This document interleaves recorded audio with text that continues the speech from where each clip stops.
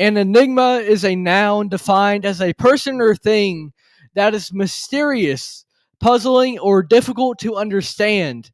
And when it comes to the NBA, there is perhaps no better example than Jalen Green of the Houston Rockets.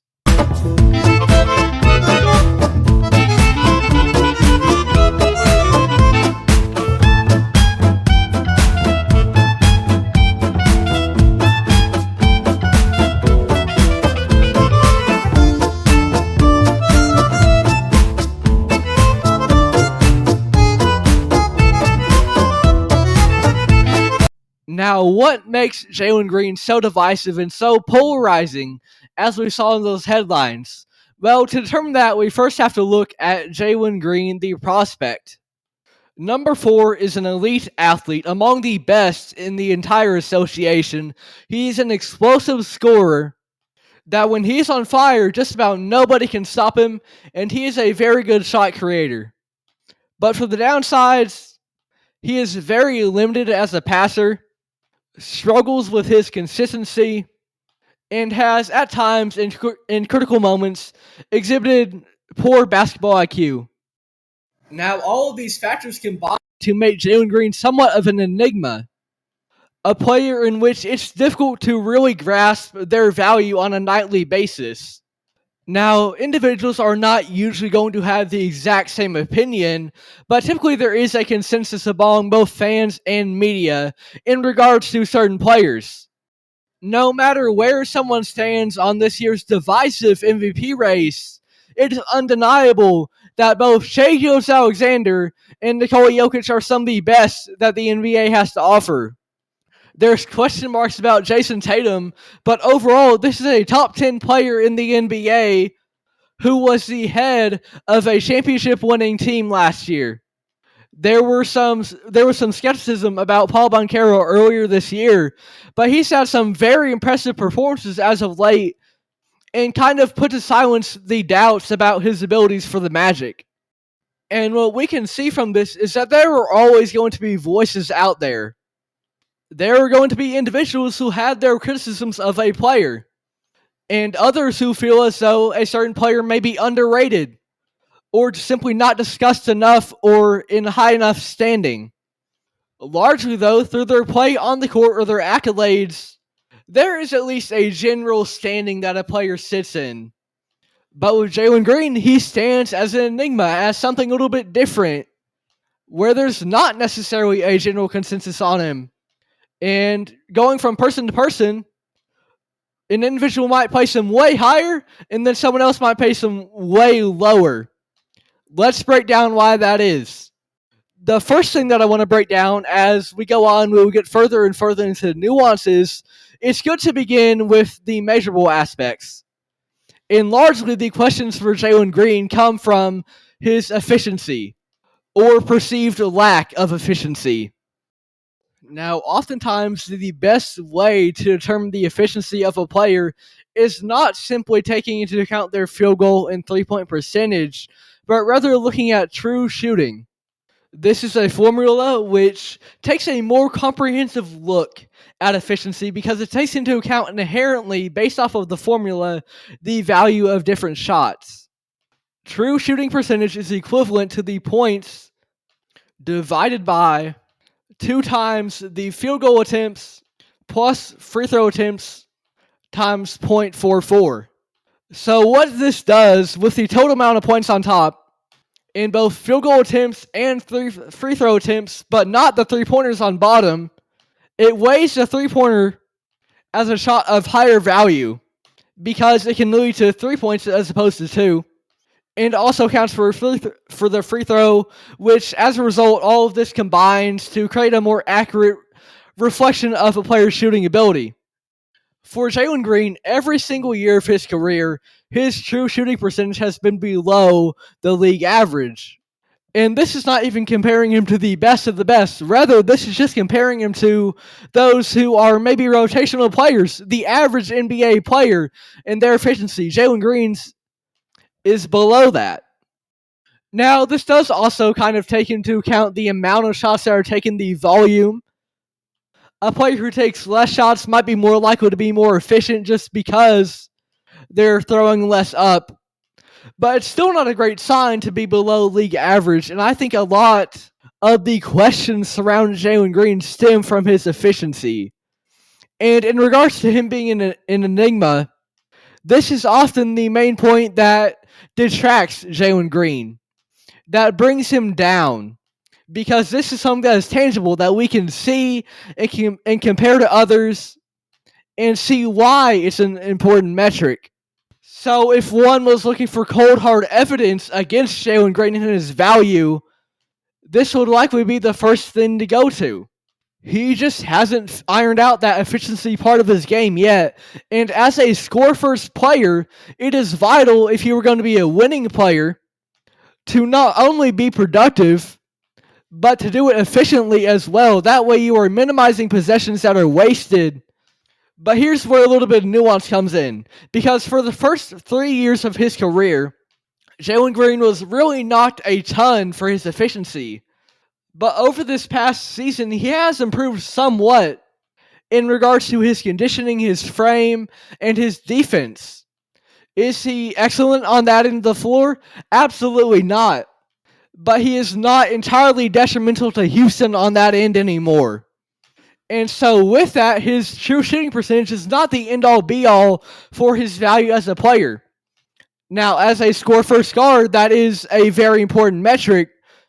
But in rounding out his game just a little bit, his efficiency does not define him necessarily, and that largely plays a part in him becoming an enigma.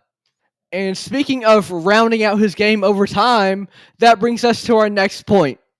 Because looking at the box score, that might not necessarily be too obvious. And this is to do with the progression of Jalen Green. To begin, there are two kinds of progression that we see. The first one is linear progression. This is something that you might see in NBA 2K, where year after year a player just gradually gets better and improves on certain aspects of their game. Now, what this does is it shows a clear display of improvement where you can simply look at the box score and say, hey, this player's getting better year after year. Look at the points going up. Look at the rebounds going up. Look at the assists going up. This player's getting better. And with that, you can then kind of project a player's future. You can see that they keep getting better. And with that, kind of determine where a cap might come in, what their peak might look like from what they're doing early on. And in projecting for the future of a player, you can then determine their long-term value. You can see that this player is getting better season after season. With that, you can kind of project where they might go in the future, and you can determine if this is a good piece of your franchise and someone you want to keep around. On the other side of the coin, there's non-linear progression. And this is the kind where it might not be so obvious. Maybe the box score hasn't altered too much. Maybe the efficiency hasn't changed too much. Maybe even the eye test from year one to a couple of years in doesn't look too different. And with non-linear progression, there is an inconsistent display of improvement where you can't necessarily see year by year how much better this player is getting. Maybe their numbers don't go up too much, or maybe their numbers go up a little bit, but the efficiency goes down. So are they really getting better, or are they just taking more shots? With that, it becomes kind of difficult to project. While with linear progression, you can project quite easily based on what they've done and are continually improving. With nonlinear, you don't really know what you're getting because you're not always seeing signs that they're getting better, and it's harder to project a player. And with that, the long-term value is often fluctuating and indecisive because it's harder to tell just how much they are improving, how monumental that improvement is going to be, how good they can develop, and how much they actually are developing. Now, an example of linear progression would be Anthony Edwards. His point totals have increased every single season, and both his assists and rebounds per game are up from where they were when he first started, and they've stayed relatively consistent the last couple years. An example of non-linear progression would be Jalen Green. Year one, you kind of see the floor, the bottom tier of what he has to offer, because he's still developing, coming into his own as a player, in theory. Year 2, his points jump up, his assists go up by 1, his rebounds marginally increase. His efficiency is relatively the same as we discussed in the true shooting percentage, but from year 1 to year 2, this does look like a little bit of a leap. Then in year 3, the numbers go down. But one thing to keep in mind that we're going to get to in a second is the rebound numbers are up to 5.2. And then we get to this season, the second highest scoring total of his career, the same number of assists per game as last season, and the rebounds didn't go down too much. And what we're seeing with Jalen Green is an example of nonlinear progression. And this isn't necessarily a bad thing, because there's a lot of factors that play into it. Because nonlinear progression is often when you're looking at the box score, just taking a glance really quickly and seeing, hey, is this player getting better based on what I'm seeing from the stats, from their production? But life isn't always like an NBA 2K video game. And stats are not necessarily the end-all be-all. You also have taken the context of it. And with Jalen Green, for the first 3 years of his career, there wasn't necessarily very much context. This was someone who was a fairly inefficient scorer that looked to be improving following their sophomore season, then had a little bit of a third-year slump. But this season, the Enigma has risen again. Because taking a look at the actual games, there is an improvement that has been on display in Jalen Green. Notably, we mentioned a second ago, highlighted how the rebounds had gotten better. And oftentimes what that signifies, majority of your rebounds are coming on defense. The bulk of NBA rebounds are not made offensively, but defensively, and it's a matter of positioning, putting yourself in the right place. And with an increase in rebounds, what that does display is at least a little bit more effort on the defensive end and a little bit higher IQ for Jalen Green to just put himself in the right spots and be able to get just a few more rebounds. So nonlinear progression, it might not necessarily always be super visible. Year by year, you can't necessarily tell exactly how much he's improving, but he has improved. And there has been progression that we've seen from Jalen Green. So when you bring that up, when you talk about his improvement, his development, there are question marks. He is an enigma as a result of that, but we can term that there has been some improvement from Jalen Green. Now, the last point that I want to bring up here is his consistency, or lack thereof. Everything up to this point kind of leads into this, because a more efficient player is more likely to be consistent on a night-to-night basis. Maybe they're routinely making 50% of their shots. They have a 60% true shooting percentage. More often than not, on any given night, these shots are going in. And then with progression, young players are often very inconsistent early on. That's just the nature of it as they get acquainted to the game. For example, Darius Garland in his rookie season was seen as perhaps from some people the worst player in the NBA because he was still trying to get adjusted to the game, and inconsistency comes with that. And this is something that has kind of stuck with Jalen Green. Just looking at some of his recent games, this inconsistency has been on exhibit. On March 21st, he scored 6 points on 3 for 13 from the field. 2 days later, on March 23rd, he scored 30 points on 8 for 22 shooting. A little bit later, on March 30th, he scored 33 points on 9 for 17 from the field. And then a day later, it was 9 points on 4 for 13. Now, the second one, it could be argued that the fact of the matter is that was a back-to-back. March 30th, and then the day later, they're playing again. And for even some of the best players in the league, that does affect their performance at times.